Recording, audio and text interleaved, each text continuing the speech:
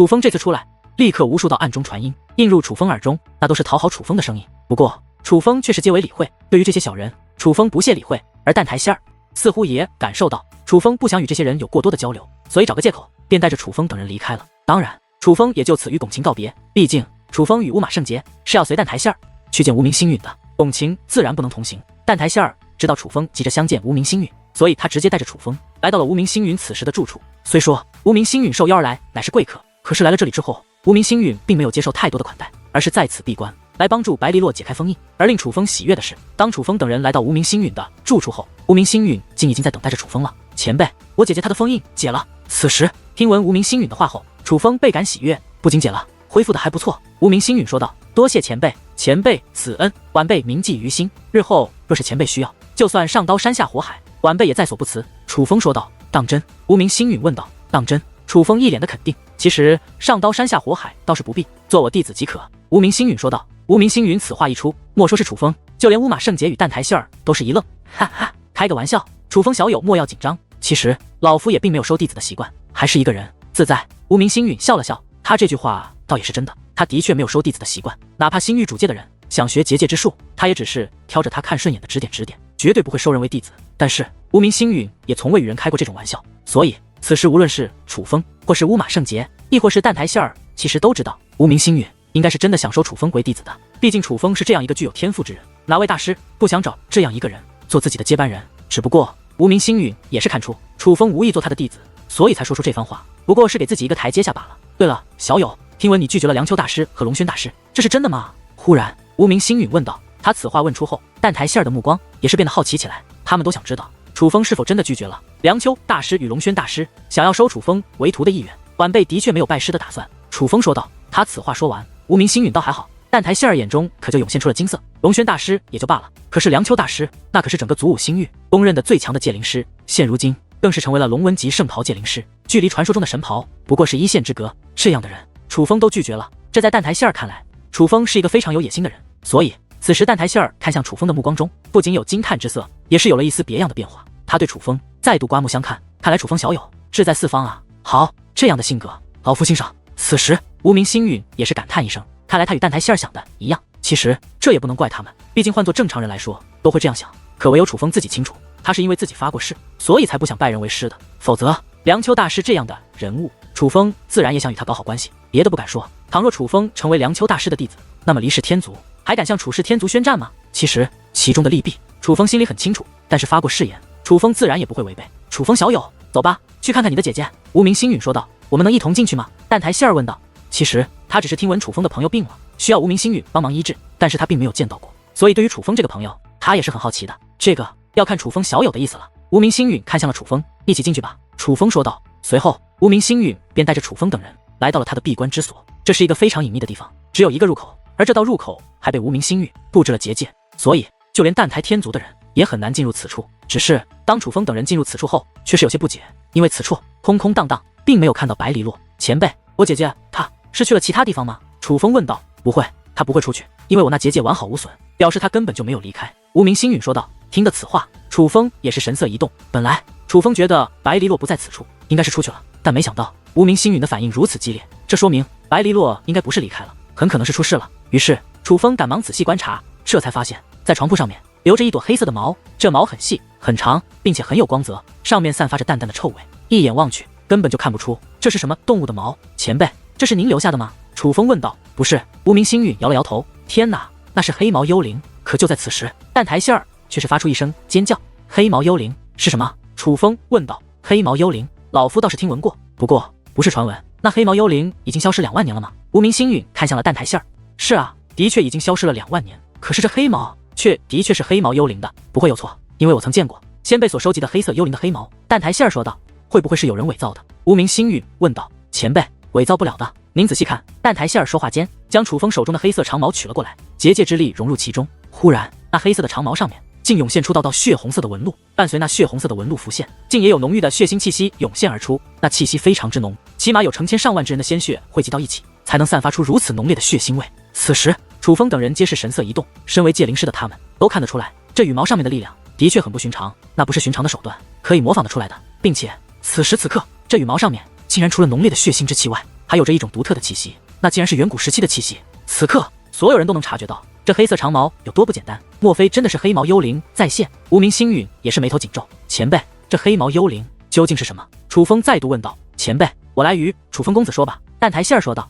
随后，蛋台杏儿便与楚风讲述起关于这黑毛幽灵的事。大约2万多年之前，蛋台天族的一位名为蛋台炎风的长老，他与一些志同道合的好友，发现了一座远古时期的遗迹，并且在乃远古遗迹内还发现了一口棺材，棺材内躺着一名女子，女子极美，宛如仙子，凡是见过那女子者，皆是赞不绝口。要知道，当初能进入那座遗迹者，虽不是祖武星域最顶尖的存在，但在那个时代也是颇具实力的大人物。可就是这些见过世面的大人物，却都觉得那女子是他们所见过最美之人。那女子应该是远古时期的人，虽死去多年，可却完好无损，甚至嘴角还挂着微微的笑容，哪怕死，也应该是死得很安详。而女子尸体不朽，乃是因为她的手中捧着的一本书，那书通体似玉，光芒闪闪，可保尸身不毁。若是那书只具有此等功效，倒也罢了，可是那书上却刻满了文字，那文字虽然深奥难懂，但却蕴藏修武之道，哪怕隔着水晶棺材，人们也能感受到那书的不凡。所有人都知道，若是书中之道能够顿悟，定会修为增进，实力大涨。如此至宝，所有人都为之动心。可棺材前却树立了一道石碑，令人望而生畏。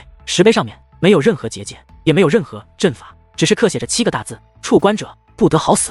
因为之前在那遗迹内已经经历了许多诡异之事，也见识到了一些来自远古时期难以抗衡的力量，所以人们都不敢去触碰那棺材，生怕因祸上身。可蛋台炎风却是一个胆大之人，他不顾众人相劝，将那棺材打开，将那书拿了出去。蛋台炎风虽胆大，可也有着自己的行事之道。他知道那书拿走之后，那女尸定会损毁，所以他特意准备了一件可以保护尸身不毁的至宝，将那至宝放在棺中之后，这才拿走那本书。只是那书刚刚脱离女子之手，古怪的事情发生了，那女尸就好像复活了一般，目露凶光，张开血盆大口，发出无比惊悚的尖叫。与此同时，原本美若天仙的女子肉身开始急速腐烂，腐烂的肉身之中开始长出黑色的长毛，那黑毛遍布全身，迅速增长。原本天仙一般的美女，眨眼间就变成了一个浑身腐臭的怪物。当时的场面十分惊悚，连胆大的蛋台炎风也是惧怕不已，就莫说他人了。眼见不妙，大家赶忙退出那遗迹。而当他们逃出遗迹后，遗迹竟然开始下沉，落入地底深处，就连他们也是寻不到了踪影，就好像这自远古时期就存在的遗迹就这样凭空消失了一般。虽然众人离开，但都觉得此事有些蹊跷，心中颇为忌讳。哪怕是胆大的蛋台炎风，也是后怕不已，甚至还特意找到了当时一位实力强大的界灵师去避难。可是时间飞逝，转眼过去了1个月的时间，并未发生任何事情，大家都安然无恙。蛋台炎风意识到那石碑不过是骗人的罢了，于是他终于回到了蛋台天族，并且取出那本书，开始修炼起来。可是就在那一晚，恐怖的尖叫声忽然响彻整个蛋台天族。第2日，蛋台炎风刚出生不久，孙女便消失了。人们搜寻整个蛋台天族都没有发现他的孙女，只是在他孙女消失的房间内找到了一朵黑毛。那黑毛看着就不寻常，可仔细研究之后就更加不寻常了，不仅蕴含远古时期的气息，还充满了浓郁的血腥之气。其实见到那黑毛之后，蛋台炎风便崩溃了。他很清楚，那黑毛正是自女尸身上长出来的黑毛，并且那响彻蛋台天族的恐怖叫声与那女尸的叫声也是一模一样。蛋台炎风觉得是那女尸来找他报仇了。起初蛋台天族的族人还不信，觉得是有人做的恶作剧，甚至族人怀疑很可能是当初与蛋台炎风一同进入遗迹的友人，想要那本从棺中发现的书，故意吓唬蛋台炎风的。于是蛋台天族加强守卫。可是第2晚，同样的事情又发生了，这次消失的竟然是蛋台炎风相伴多年的妻子，并且从此之后，每晚蛋台天族都会响起那恐怖的叫声，紧接着便会有与蛋台炎风有的族人消失，没人知道那消失的人去了哪里，现场只有那诡异的黑毛。无可奈何，蛋台天族只好向各方求救，甚至请来了星域主界的人帮忙。可无论是当时最强的界灵师，又或者是实力通天的存在，都没有任何办法，他们无法阻止这一切的发生。恐怖的尖叫每晚都会响起，伴随着黑毛的留下，会有蛋台天族的一位族人消失。这种情况下，蛋台炎风成了众矢之的，毕竟是因他蛋台天族才引来了这个诅咒，族人都开始厌恶他。无奈之下，蛋台炎风只得带着族内那些与他有着纯血缘关系的亲人离开蛋台天族。可当蛋台炎风走后，人们才发现他们将一切想得太简单了，因为哪怕蛋台炎风与他的亲近之人都离开了，可那恐怖的叫声依旧会在每晚准时的响彻在蛋台天族。所有人都明白，诅咒既然降临，就算蛋台炎风离开，可是蛋台天族也无法摆脱这个诅咒，并且在某一日，已经离开蛋台天族多日的蛋台炎风也消失了。不仅他消失了，与他一同离开的所有亲人也都随之消失了，没人知道他去了哪里。只是在他消失前所居住的地方留下了满地的黑毛，同时伴有极浓的血腥气。人们知道蛋台炎风的报应终于落在了自己身上，所有与他有血缘关系的亲人都从这个世界消失了。可就算如此，那恐怖的尖叫却依旧在每晚响彻于蛋台天族。蛋台天族被这种恐惧所笼罩着，人们都觉得蛋台天族被诅咒了，并且永远都无法解开这个诅咒。但因为没有办法改变这一切，且每天最多只会消失1个人，时间久了后，人们竟然渐渐的开始适应了。这件恐怖的事情，尽管每当有人消失，那么对于消失者的亲人来说都是非常痛苦的事情。可毕竟事不关己高高挂起，只要自己的亲人没有消失，许多人也就没什么。毕竟蛋台天族这么大，族人这么多，虽然都是同族，可其实许多人也如同陌生人一般，并无交情。况且修武者的世界本就纷争不断，相比于一些战争的死亡数量，每日一人的消失其实并不算什么。所以到后来，蛋台天族竟就这样接受了这件事，且习惯了这件事，日子又重新恢复正常。甚至还有人以赌博的形式去猜哪位族人会消失。这一切是如此的不正常，可这就真真切切的发生。甚至后来人们还给那女尸取了一个名字——黑毛幽灵。不过在那黑毛幽灵出现的第3个年头，当蛋台天族的族人早已经彻底适应了这个诅咒之后，那黑毛幽灵忽然消失了，再也没有出现过。可是任凭是谁都想不到，在消失了足足2万多年的今日，那诡异的黑毛竟然又出现了。消失万年之久的诅咒再度覆盖在了蛋台天族。既然是诅咒再现，可是黎洛姐姐不是蛋台天族之人，消失的也不应该是她。楚风一脸凝重的看向了蛋台杏儿。楚风觉得，就算那黑毛幽灵真的存在过，可对于那黑毛幽灵了解的只有蛋台天族，究竟是真是假，也唯有蛋台天族清楚。所以楚风不得不去怀疑这件事的真伪。甚至楚风在想，多半是蛋台天族绑架了白黎洛，故意搬出了这1万年前的事情来掩人耳目，洗脱嫌疑。楚风公子，你怀疑是我族做的，我们不可能做这种事，请你相信我。蛋台杏儿解释道，这件事情与老夫有关，老夫有着不可推卸的责任，我一定会弄清楚怎么回事。无名星陨也是一脸凝重的说道，前辈，这件事真的与我族无关，我族不可能做这种事。蛋台杏儿赶忙解释，他知道不仅是楚风在怀疑他们，连无名星陨也在怀疑他们，所以他也是变得颇为紧张。毕竟这件事情他想解释也真的很难解释，别说是楚风了，换作是他经历了这样的事，想必也会产生怀疑。不可能消失了2万多年的诅咒会忽然出现，并且还偏偏落在一个外人身上。要知道在2万多年前，那诅咒笼罩蛋台天族的时候，虽然每晚都会有人消失，但都是蛋台天族的族人，从来还没有外人消失过。所以今日发生的事的确很是蹊跷。蛋台姑娘，老夫并没有说是你们做的，这件事的真相我会调查清楚。无名星陨说道。然而就在此时，蛋台杏儿手中的黑毛竟然忽然炸裂开来，刹那间血红色的气焰肆虐开来，铺天盖地的血腥气息瞬间充斥整个空间。此时的血腥气味比先前蛋台杏儿从黑毛内释放的血腥气还要浓郁数倍不止。但此时楚风等人却根本无心去想着血腥气味，而是纷纷抬头观望，看向顶端，因为那血红色的气焰竟然汇集成了13个大字：罗族50星第1位白黎洛还你。这是怎么回事？当这几个血红的字体出现之后，所有人都是目露惊色。很显然这件事情是针对楚风而来的。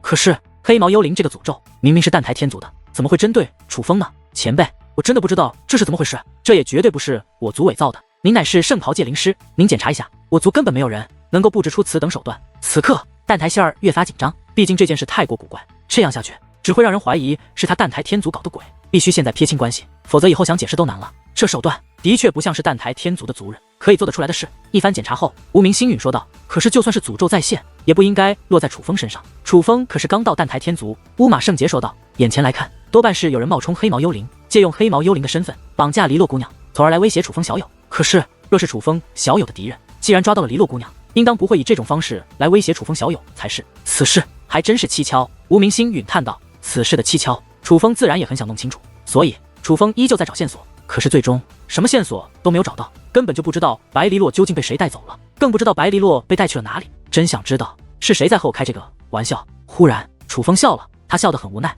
因为他到现在几乎确定，这个所谓的黑毛幽灵并非真正的黑毛幽灵，应该是有人冒充的。可是能够留下这样的黑毛，能够伪装得如此之像，连无名星陨都看不出破绽，这足以断定这个冒充者的实力非同小可。楚风，你打算怎么办？乌马圣杰问道。事到如今，看来也别无选择了，只能在族50星的评选一较高下了，希望这个人能遵守他的诺言吧。楚风说道。听得此话，无名星陨以及乌马圣杰反倒是松了一口气，他们本来还担心白黎洛的失踪会影响楚风，现在来看他们的担心是多余的。楚风还是决定去参加族50星的评选，并且他绝对会全力以赴。说起来，这还是因为那黑色羽毛中释放出的血字，毕竟那血字已经明确的说了，楚风唯有夺得族50星的第1名，才能再见到白黎洛。对于现在的楚风来说，白黎洛的安危定然能给他更大的动力，所以他一定会全力以赴，甚至不惜代价。所以其实此时无论是无名星陨还是乌马圣杰，甚至是蛋台杏儿，他们都在想，这个冒充黑毛幽灵的人对楚风而言到底是敌是友。毕竟他对楚风这个威胁不仅对楚风来说没有造成伤害，反而还产生了激励的作用。决定之后，楚风本想直接离开蛋台天族，前往族50星评选的地方，可是蛋台杏儿却劝楚风留下，与他一同调查关于黑毛幽灵的事，一方面洗脱他们蛋台天族的嫌疑，另一方面他也想与楚风同行。再加上无名星陨也是极力挽留，想与楚风同行，所以楚风最终答应了。但楚风不知道的是，无名星陨在知道楚风确定参加祖武十星评选后，就写了一份密函。虽说祖武十星的评选，星域主界并不参加，可是祖武十星的评选却是星域主界举办的，所以对于这个名扬祖武星域的盛事，星域主界有着绝对的话语权。九龙异象港位于九龙上界的中心区域，据传闻，这九龙异象港非寻常之地，这里可以直通九龙上界的地底深处，而那里则隐藏着传说中的九龙之气。那九龙之气可是非同小可之物。据说那名扬祖武星域的九龙圣袍，就是那位传说中的界灵仙王运用九龙之气打造而成。九龙异象港虽然大名鼎鼎，可是想从此处进入那传说中的九龙上界深处，却是没有人做到过，所以此处并非禁地，也无人把守。平日里除了好奇之人前来观看，便不会有太多人聚居于此处。可最近却不一样了，九龙异象港不仅被强大的结界所封锁，四周更是人满为患，天上地下到处都是身影，并且这些人中许多还是身份不凡，从他们的衣着与腰间令牌都可判断，许多人都不是九龙上界的人，甚至许多还是其他上界的霸主势力。偶尔还能在人群中看到名扬星域级的大人物。之所以这么多人聚集于此，那是因为星域主界所选择的祖武十星评选的地方就在此处，而算一算时日，距离祖武十星评选开始的日子已经非常接近，所以许多人都是提前来到此处，提前站到好位置。毕竟所有人都知道，祖武十星的评选可以说是祖武星域小辈之间最精彩的对决，这场好戏没人愿意错过。九龙异象港的周围人山人海，就连虚空上也到处都是人影。事实上，天上的人可比地上的人还要多，并且越是高的地方人越是多。毕竟大家都知道，从高处俯视下方，一切看得更清楚，高空才是最佳观看位置。但是有一片位置最好的虚空却是没有人过去，因为那里可不是一般人可以去的，那里是上宾区域，唯有星域主界10大天族、3族以及名扬祖武星域的大人物才可以去那里。除了上宾区域这一片特殊区域外，九龙异象港外还打造了一些特殊的东西。在那九龙异象港之前竖立着10个柱子，这10个柱子体积一样，皆是宽万米，高达30万米。此柱之高早已穿过云端，若自地面举目观望，便如同天梯一般，直通天际深处，链接天与地。而在这10根柱子的顶端，其实皆是擂台，并且在这10根柱子上面都刻写着一个名字，由左至右分别是灵狐鸿飞、灵狐月月、灵狐铁面、蛋台仙儿、灵狐命也、灵狐轮、梦魇无双、通天渊明、唐正浩、离岸之。这10根柱子立于此处，自然是与这祖武十星的评选有关。九龙异象港为祖武十星争夺的关键场地，可实际上最终有机会进入这九龙异象港的人只有100人而已。但祖武星域小辈实在太多，每次参加祖武十星评选的人起码有几十万，甚至最多的一次达到了1000万余人。最近这些年，有自知之明的人越来越多，虽然不再出现1000万人来参加评选的壮观场面，可每一次祖武十星的评选都有几十万人之多，从几十万人之中筛选出100人进入这九龙异象港，也是一个颇为费时的事情。为了不耽误大家的时间，星域主界会布置一座大阵，那座大阵就是一场竞赛，最先从大阵内走出的100人就有机会进入九龙异象港。所以这座大阵很残酷，进入大阵的小辈们，他们需要经历一场很严酷的厮杀，唯有实力强横者才能脱颖而出。但是上一次被评选为祖武十星的10位小辈无需参加这种比拼，他们可以直接进入九龙异象港，无需与那些人去争抢那区100个名额。不过为了公平起见，若是有人不服这10位的人，可以对其中1位发起挑战，若是能胜，他就可以立于那柱子之上，若是败了，将丧失参加此次祖武十星评选的资格。这便是这10根柱子的由来。且人们还特意为这10根柱子起了个名字，名为巅峰柱。顾名思义，唯有小辈之中拥有最巅峰实力的人才有资格站在这10根柱子之上。眼下许多人都对着这10根柱子议论纷纷，之所以如此，那是因为他们已经收到了2个消息。首先，灵狐鸿飞不参加此次祖武十星评选的消息早在多日前就已经传开了，而就在刚刚，又有一个消息传来，黎氏天族族人来此表示，离岸之因闭关修炼，也无法参加此次祖武十星评选。而这样的事情从前也曾发生过，发生这种事情，星域主界会挑选一个灵气与实力兼备的小辈来顶替缺席的小辈。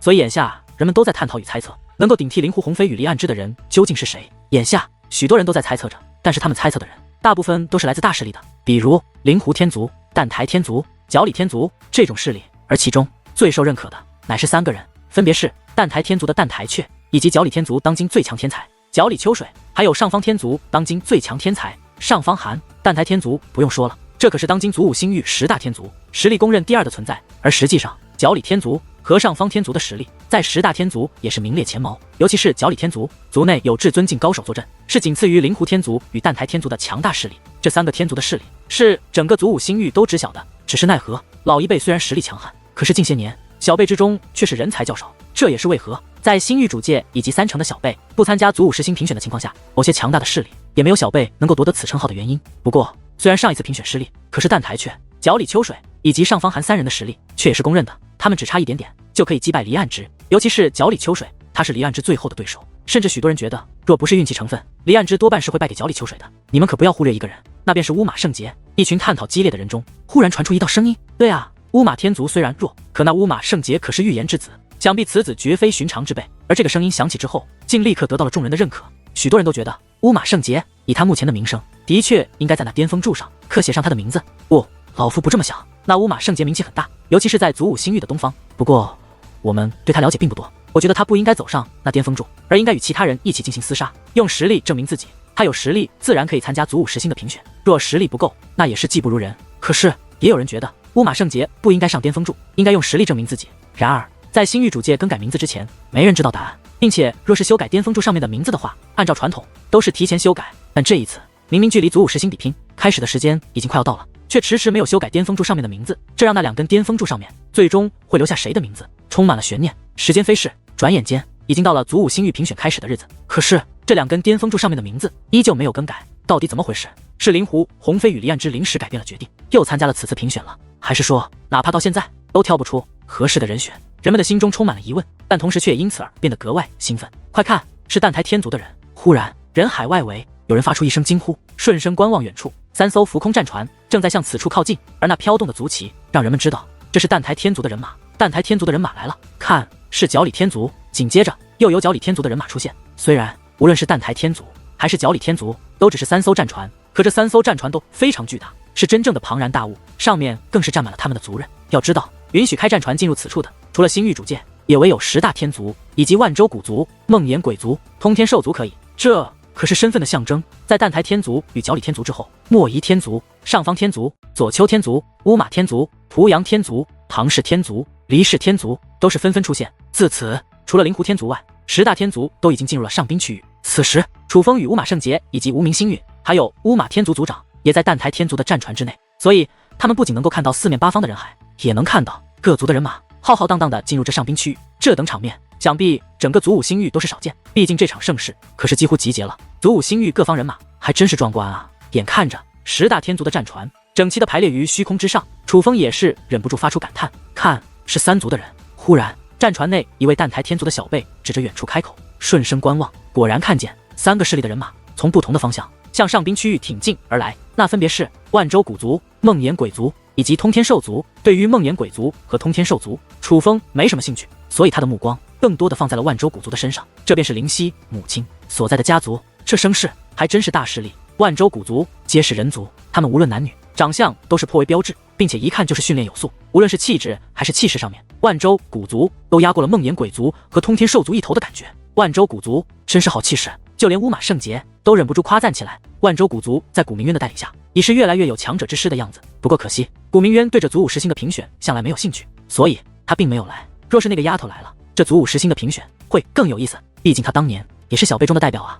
一旁的无名星陨感慨道：看得出来，对于古明渊没有出现之事，他很是遗憾。前辈，古明渊前辈真的没有来吗？楚风问道。我得到可靠消息，古明渊的确没有来。无名星陨说道。听得此话，楚风便觉得楚灵溪应该是还在闭关，没有来参加此次祖武10星评选，否则楚灵溪若是来参加，古明渊一定会来。楚风，古明渊虽然厉害，可是如今万州古族实际上人才匮乏，这里面没有你值得留意的对手。事实上，令胡鸿飞不参加的话，此次祖武10星的评选，你已是没有对手。无名星陨笑着说道。而无名星陨说此话的时候，没有顾及任何人，所以当他此话说出后，战船上的许多人都是听得清清楚楚。此一时，这战船上许多人的目光都是投向楚风和无名星陨这边，且眼中涌现出复杂之色。显然，对于无名星陨这种话，他们是不认可的。虽然当日在冰顶峰上也有一些小辈见识了楚风的手段与实力，但并不是所有人都知道楚风的强横的。如蛋台希儿这种性格，也不可能是大肆传播这件事。所以，哪怕是到如今，也有许多人不知道楚风的真正实力。而无名星陨的这番话，已是确定了楚风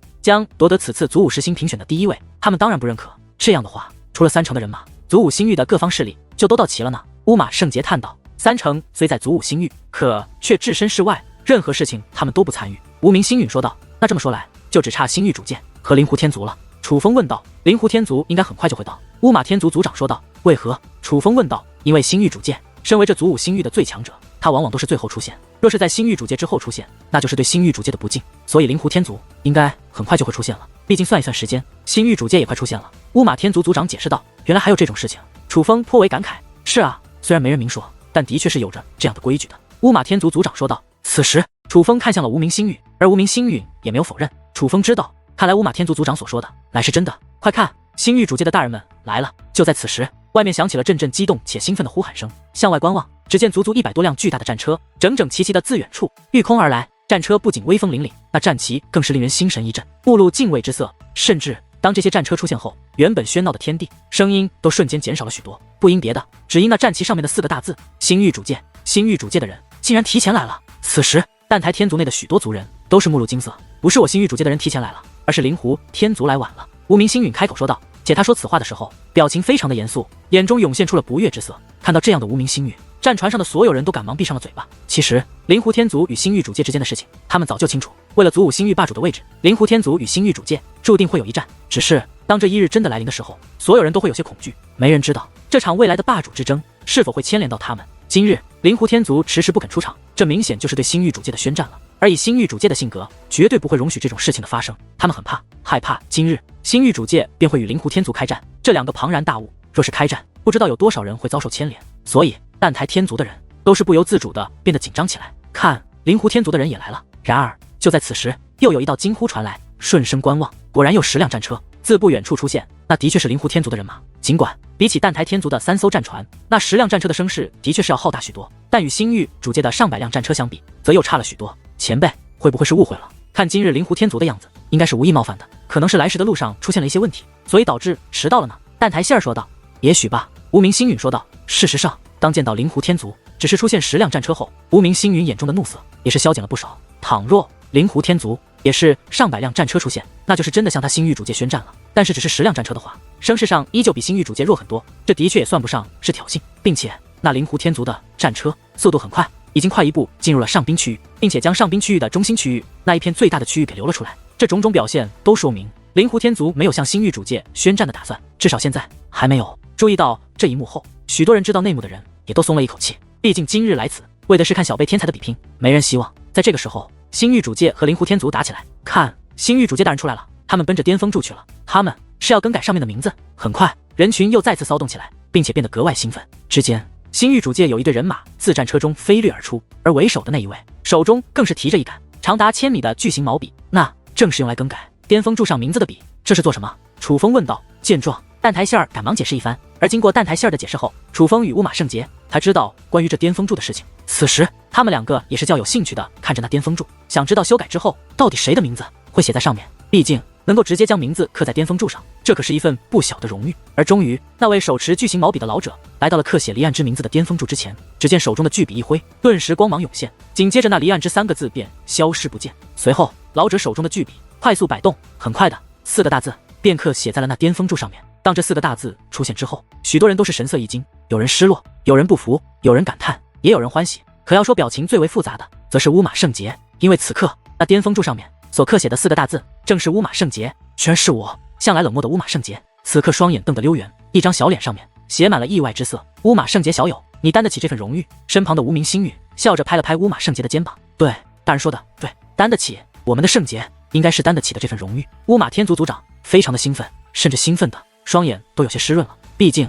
这对他乌马天族来说可是光宗耀祖的事情，他这辈子是无法代表正族超越偏族了。但是在乌马圣杰的身上，他却看到了希望。快看，那位大人要修改刻写着灵狐鸿飞名字的巅峰柱了。忽然浩瀚人海又变得激动起来。相比于离岸之名字的巅峰柱，这刻写着灵狐鸿飞名字的巅峰柱更是非同小可。所有人都想知道，究竟是何方神圣能够取代灵狐鸿飞？究竟是何方神圣能将自己的名字刻写在那根排列在第一的巅峰柱上面？此时大部分人是激动与兴奋的，但也有少部分人是紧张的。这些紧张的不仅是那些名气与实力具备的小辈，也包括这些小辈的长辈们。毕竟若是能够将名字写在那根巅峰柱上面，不仅仅是小辈自己的荣誉，也是其身后整个家族的荣誉。终于那位老者提笔了，他手中的巨型毛笔急速摆动，很快2个大字便印在了那巅峰柱上面。只是当那2个大字出现之后，在场的所有人却都是神色一致，原本喧闹的天地在此刻竟然变得无比的宁静，静得诡异。然而在宁静了一瞬间之后，接下来却迎来了爆发，整个天地都炸开了锅，不解、惊讶、茫然、震惊，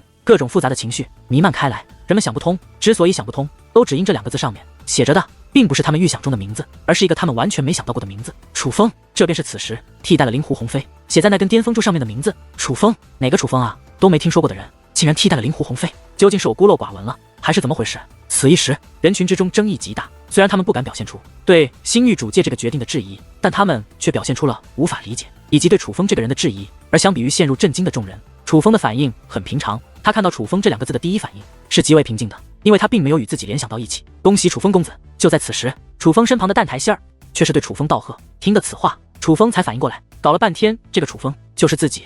反应过来的楚风第一时间便看向了无名星域。楚风与新域主界并无交集，直至今日，楚风所认识的人除了无名星域，便是无名烽火。而眼下自己的名字能够写到巅峰柱上，楚风觉得更大的可能是与无名烽火有关。楚风小友也同样是担得起这份荣誉。感受到楚风的目光后，无名星云也是笑眯眯地看向楚风。此时楚风已经确定这件事一定与无名烽火有关。事实上，这件事情的确是无名烽火提议的。还在蛋台天族的时候，无名烽火便写了一封密函给这族50星评选之族人。那密函正是举荐楚风顶替灵狐鸿飞，站上这为首的巅峰柱上面。那艘蛋台天族战船上的人此时都已经确定了，这个巅峰柱上的楚风就是楚氏天族的楚风。其实他们都是能够理解的，毕竟先前无名星陨就已经说出了此次族50星评选楚风没有对手的话，而以他在新域主界的地位，想用楚风的名字替代灵狐鸿飞，自然也是很简单的事情。可是外面那些人深人海中的人们却还在怀疑和争议中，他们自然想到了楚氏天族的那个楚风，那个背负着楚轩辕之子称号的孩子。可是也只是一闪而过而已，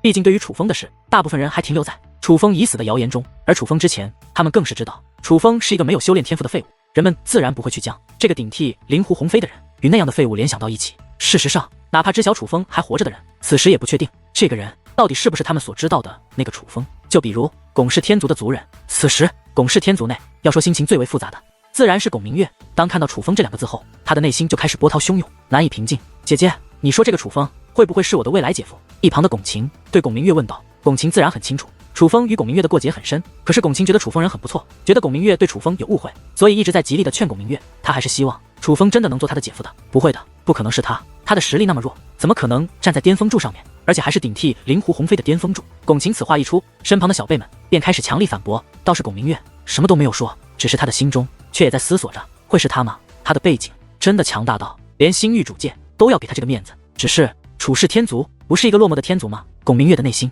充满了疑问，但同时也很是不安。聪慧的他觉得蛋台仙儿都那样重视的楚风，搞不好真的连新域主界也对其很是重视。但越是明白这种可能的发生，他的心中就越不是滋味。连蛋台仙儿与新域主界都重视的人，他蛋台仙儿之前居然那样看不起，这简直是可笑极了。族50星评选即将开始，巅峰柱上有名者请登柱。就在此时，那位手持巨型毛笔的老者忽然高声开口，而当他声音落下之后，一道道身影也是飞掠而出。灵狐月月、灵狐铁面、蛋台仙儿等人依次登场，就连乌马圣杰也是在众人的欢呼中登上了巅峰柱。只是当楚风出现之后，那原本响彻天地的欢呼声却是戛然而止。这是谁啊？这便是那个楚风，怎么都没见过啊！不认识楚风的人一脸迷茫，可是认识楚风之人的反应可就更加激烈了，竟真的是他。尽管巩明月心中早有准备，可当真的确定一切之后，此时的他不仅满面惊讶，那一双美眸之中更是布满了复杂。此一时，那个他曾看不上的未婚夫站在为首的巅峰柱之上，万众瞩目，乃是亿万目光中的焦点，而他却只能隐藏于浩瀚人海之中，无人问津。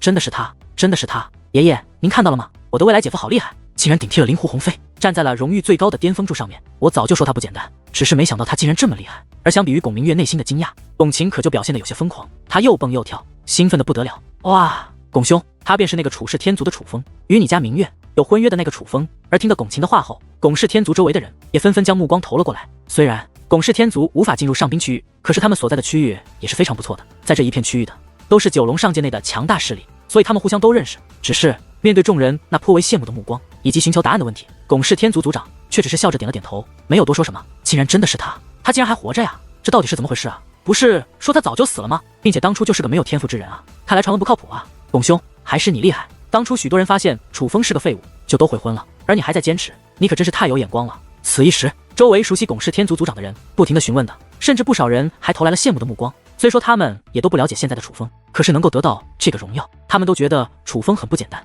毕竟能够将名字刻在上面，这必须得到新域主界认可才行。然而感受到众人羡慕的目光，巩氏天族族长的内心却是苦涩的。楚风越是耀眼，他的内心便越是苦涩，毕竟事到如今，连他也觉得楚氏天族多半不会认这门亲事了。最让他无奈的是，这件事是他们做错在先，就算楚氏天族不认这门亲事，他们也是没有任何办法，毕竟先悔婚的是巩明月。诸位前辈，这楚风其实是个废物，修为极差，只是一品真仙，这种人可配不是上我们的明月小姐。就在此时，巩氏天族一位小辈忽然开口，然而此人此话一出后，却立刻引来了那些长辈们怀疑的目光。他们这些大人物自然不会相信一个小辈说的这种话，所以他们不仅不信，还对这位开口的小辈感到非常的反感。诸位前辈，我说的是真的，不信你问我家族长。当日族长大人也见到了，这楚风的修为真的很弱。那位小辈再度说道。住口！巩氏天族族长不仅冷哼一声，还恶狠狠地瞪了那小辈一眼。那小辈也知道自己说错了话，赶忙收声，不再言语。巩兄，当真？众人则是齐刷刷地看着巩氏天族族长，暂时的修为不能衡量以后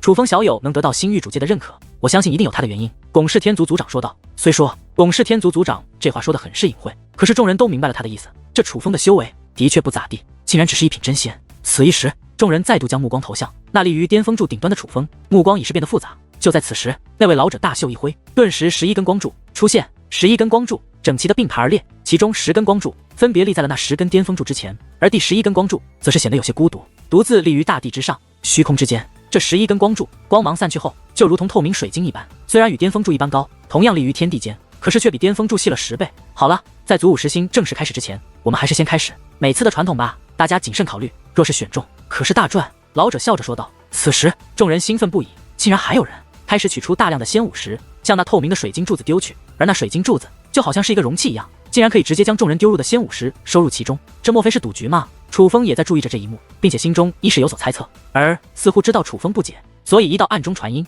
映入了楚风耳中，那是蛋台希儿的声音。楚风公子，这是一个赌局，乃是祖武十星评选上的一个习俗，大家在祖武十星正式开始之前，可以选择自己觉得能够夺得此次祖武十星评选第1位的人，而那柱子其实都在阵法，能够感应出不同的仙武石上面不同的气息，最后赌中的人就能够根据自己投入了多少赌注去评分其他人的赌注。蛋台希儿解释道，前面10根柱子分别代表着我们10个巅峰柱上的人，第是11根柱子就代表着没有踏上巅峰柱的人。楚风以暗中传音的方式再度询问道。正是如此呢，楚风公子。蛋台希儿回道。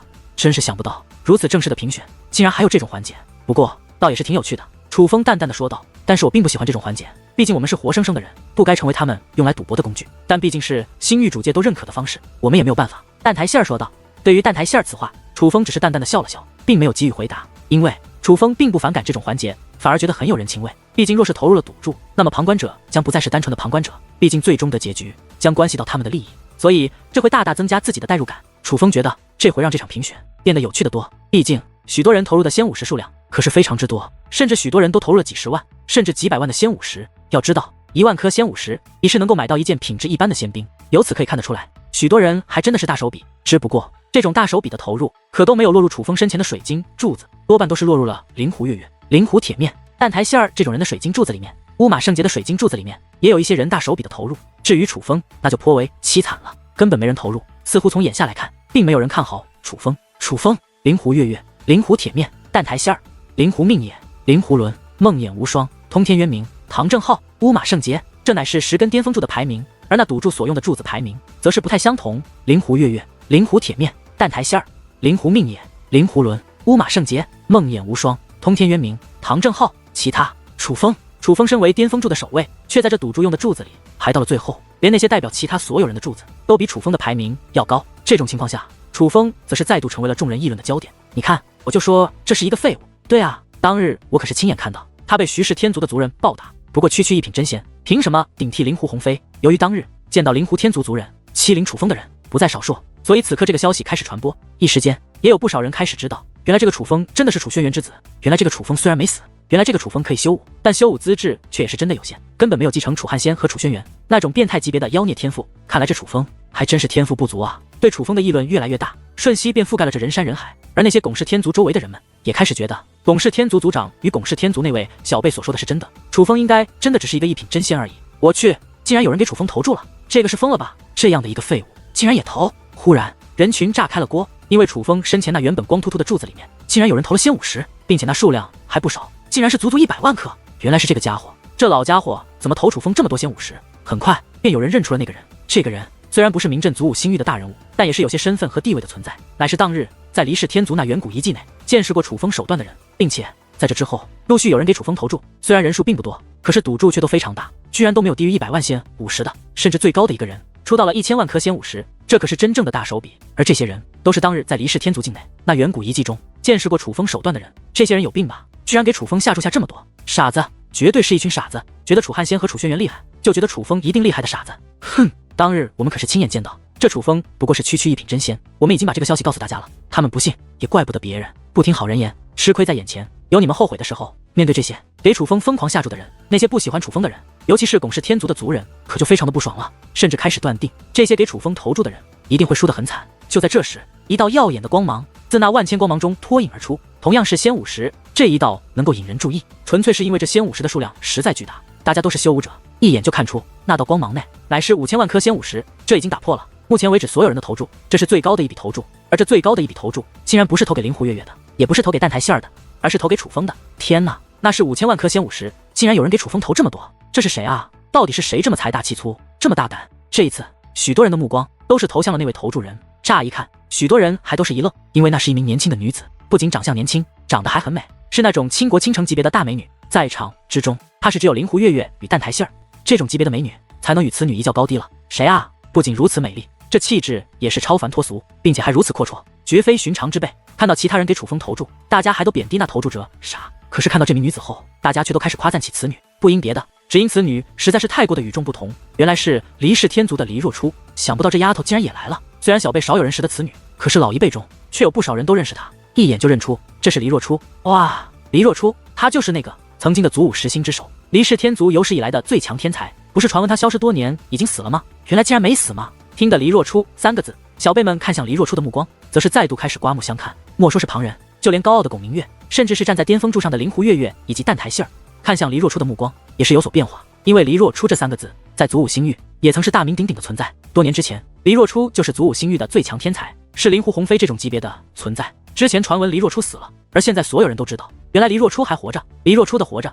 对于其他人而言是好事，可是对于灵狐月月以及蛋台希儿这种人来说则是坏事。虽说黎若初比他们年长许多，可总管修武界的年龄来说，黎若初其实也是非常年轻的存在，比他们也没有大上多少。而黎若初贵为曾经的祖武10星之首，自然会有人将他们与黎若初进行比较，而比起当年黎若初的表现，他们直至今日都是一个结果。面对黎若初，他们完败，可想而知黎若初给他们这些后辈带来了多大的压力。我可听闻黎若初不仅天赋力傲的，为人也是非常聪慧，他这样聪慧之人不会做鲁莽之事，他竟然投了楚风，难不成他知道什么隐情？很快又有一种声音响起，人们竟然因为黎若初的投注开始反思，去考虑是不是他们对楚风的了解还不够，这丫头的影响力还真是不小呢。此时老夫的压力还真是有点大，若是老夫出手，影响力不如这丫头，那可就有些丢人了。此时站在蛋台天族战船内的无名星域正面带微笑，一步一步走出战船，并且他的一只手中漂浮着一道光芒球体，那光芒球体巴掌大小，实则是一座阵法，阵法之内皆是仙武石，而这仙武石的数量乃是10亿。不对啊，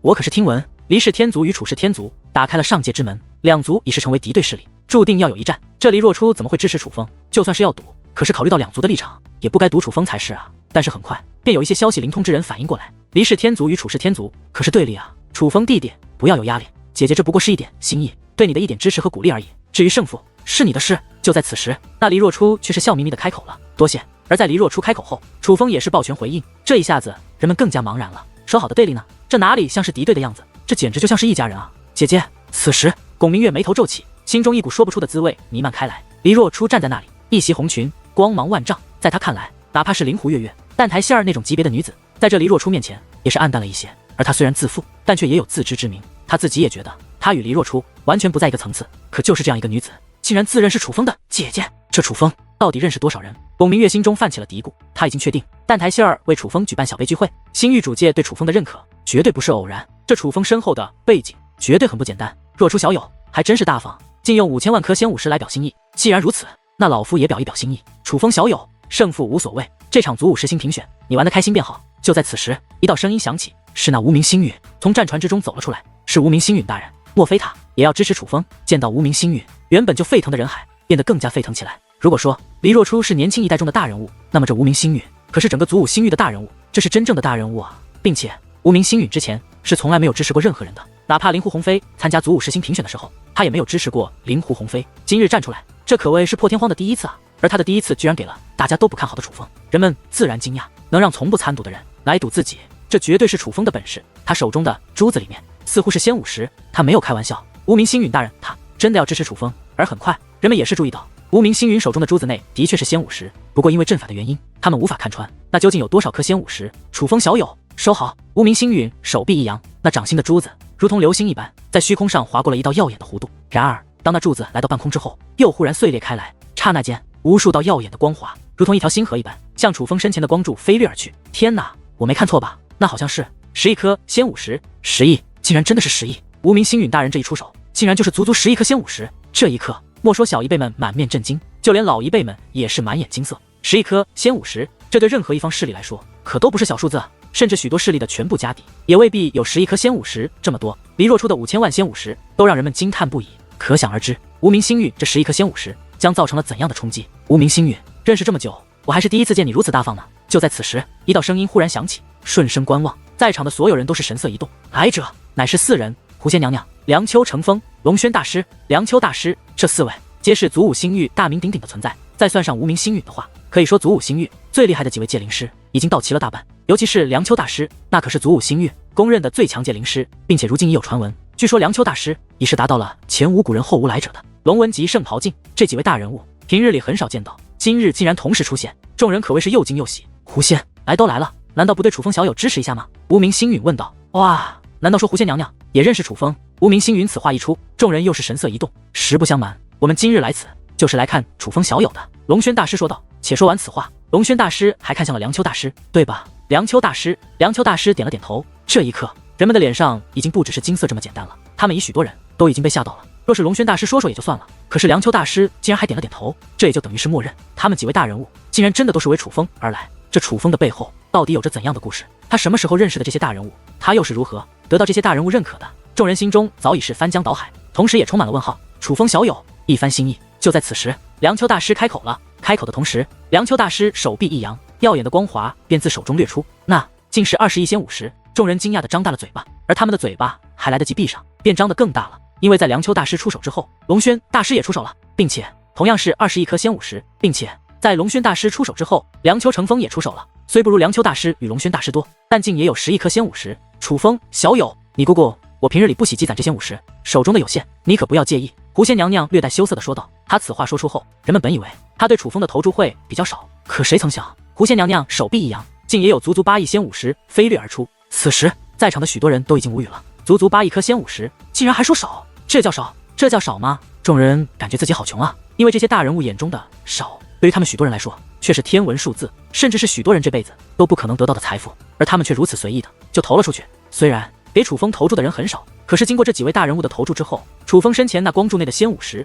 已是遥遥领先，远非其他人可比。此刻，这方天地忽然变得沉寂起来，因为人们都被梁秋大师等人的大手笔给惊吓到了。而短暂的沉寂之后，迎来的却是前所未有的爆发，人群再度沸腾了。楚风兄弟，我也投你，算我一个。这一刻，竟然有许多人开始向楚风投注，尽管他们并不了解楚风，可是当梁秋大师等大人物纷纷向楚风投注出天价级数量的仙50后，他们都觉得楚风定然实力很强，所以想赌一把。疯了，全都疯了！那家伙明明是一个废物，他们竟然还要支持他。此时，许多人不喜欢楚风的人都气炸了，尤其是拱视天族的那些小辈，一个个的不仅气得瑟瑟发抖，更是感觉胸口发闷，感觉都快要被吐出血来。他们最看不起的人，最厌恶的人，此刻竟然得到这么多大人物的认可与支持。最重要的是，这些大人物他是他们这一辈子也难以靠近的存在。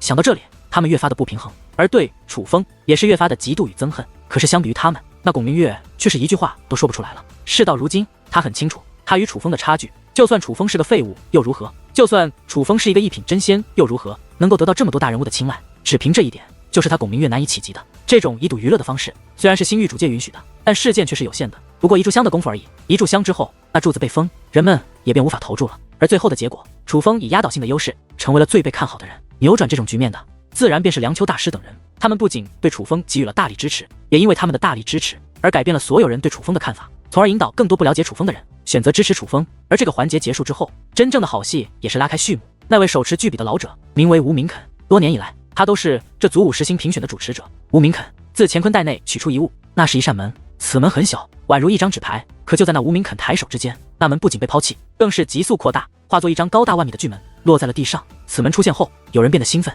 有人变得紧张，所有人都参加评选的小辈都将进入这道门，而率先从中走出的100人便可进入九龙异象港，接受真正的评选，反之将被淘汰。而此时，吴明肯也是重复性的讲述了关于这座门的作用以及规则，而他所讲的与大家所想的一样，这道门就是从几十万人中筛选出100位晋级者的阵法。弱肉强食的修武界，任何评选都是残酷的，但我们却也在规则之内，尽量做到公平。只要你有实力，终究会出头。而为了公平起见，在进入那大阵之前，大家可以挑战巅峰柱上的10个人，只要你挑战赢了，那么你就可以站到巅峰柱上，直接获得进入下一轮评选的资格，但若败了，将直接被淘汰。下面若有不服巅峰柱上10位者，就直接到那巅峰柱上去吧。吴明肯说道。而吴明肯话音刚落，便有10几道身影飞掠而出，直接来到了楚风所在的巅峰柱上。这些全部都是巩氏天族小辈中的天才们，他们一直都很不服楚风，而这挑战巅峰柱的环节，则是他们击败楚风的最好机会。在此之后，又有许多小辈飞掠而去，纷纷落到了楚风的巅峰柱之上。不过片刻功夫，竟然也有近万人落在了楚风所在的巅峰柱之上。原本这巅峰柱的面积并不小，可当这么多人落在上面后，这巅峰柱已是人满为患，显得颇为拥挤。但10个巅峰柱上面，只有楚风所在的巅峰柱上面站满了人，其他9个巅峰柱竟然一个人都没有。没有人敢去挑战灵狐月月等人，甚至都没有人敢挑战乌马圣杰。可是却有这么多人前来挑战楚风，这是怎么回事？这些人竟然这么看不起楚轩辕之子，许多人目露不解之色。这还有什么不明白的？不是有传闻这楚风只是一个一品真仙吗？许多人来参加祖武实星评选，本来就是浑水摸鱼，想碰碰运气，论实力根本没机会。而这楚风则是他们浑水摸鱼的一个好机会。倘若楚风真的是天才，他们最多被淘汰，对于他们这种人来说本来就没什么。但倘若楚风真的是一个废物的话，那他们的机会也就来了。有人开口分析道，而他的分析很对。这些人中有本身就看不起楚风的，就比如巩氏天族小辈之中亲眼见证过楚风很弱的人，他们有自信可以击败楚风。不过更多的却是浑水摸鱼的。而值得一提的是，那之前与楚风发生不愉快的徐氏天族的小辈们，就好像串通好了一样，竟一个登上巅峰柱的都没有。你们让开，我是最先登上这巅峰台的。这种事情还分先来后到，谁先击败他，谁就可以留在这里，其他人都滚蛋。然而因为平时敢挑战巅峰柱的人很少，所以从来没有发生过这多人挑战巅峰柱的场面。一时之间，站在巅峰柱上的人竟然争论起来。不要争，挑战巅峰柱可不分先来后到，也不是谁先击败巅峰柱的主人就可以留在巅峰柱，而是留到最后的人才有资格站在巅峰柱上。吴明肯忽然开口，给出了人们答案。那留到最后。听得此话，许多浑水摸鱼的人则是感觉头大了。他们实力本来就不行，若是击败这么多人留到最后，显然他们是做不到的。对了，有一件事老夫要补充一下，九龙异象港内是你们接下来的挑战，有9把钥匙，在那九龙异象港之内可以获得优势。这9把钥匙归巅峰柱上的人拥有，不过因为只有9把，所以注定有一个人无法得到这钥匙。为了公平起见，我们会进行一场对决，随机挑选2个巅峰柱进行对决，而败的人将失去得到这钥匙的资格。而这抽签由老夫完成。吴明肯说话间就开始抽签，从10个人纸条中抽出了2个。此刻巅峰柱上的人除了灵狐月月、灵狐铁面等几人外，有些开始紧张，他们也害怕，若是不行，他们被抽中，还与灵狐月月做对手，那他们可就死定了。楚风对灵狐命也。吴明肯手举2张纸条，高声说道：“大人，他们的对决什么时候开始？”此刻站在楚风那根巅峰柱上的小辈问道：“现在便开始，包括你们所有人在内，最终获胜的人才有资格得到那把钥匙。”吴明肯笑眯眯地说道：“什么？那岂不是说我们将面对的对手并非是楚风，而是灵狐命也？”此刻那些挑战巅峰柱的小辈皆是满面绝望。灵狐命也那可是祖武十星排名第5的存在，实力非常强横。扪心自问，他们都没有战胜灵狐命也的把握，甚至觉得灵狐命也是不可战胜的。此时莫说是那些挑战巅峰柱的小辈们，就连围观的人们也是觉得那些挑战巅峰柱的小辈们太倒霉了。也有人感叹楚风太倒霉了，好不容易站在了巅峰柱上，竟然还要面对灵狐命也这种对手。比如龚晴这种人，此刻就为楚风深深的捏了一把汗。可就在这时，一道声音响起，让所有人都是吃了一惊。我认输。灵狐命也高声说道。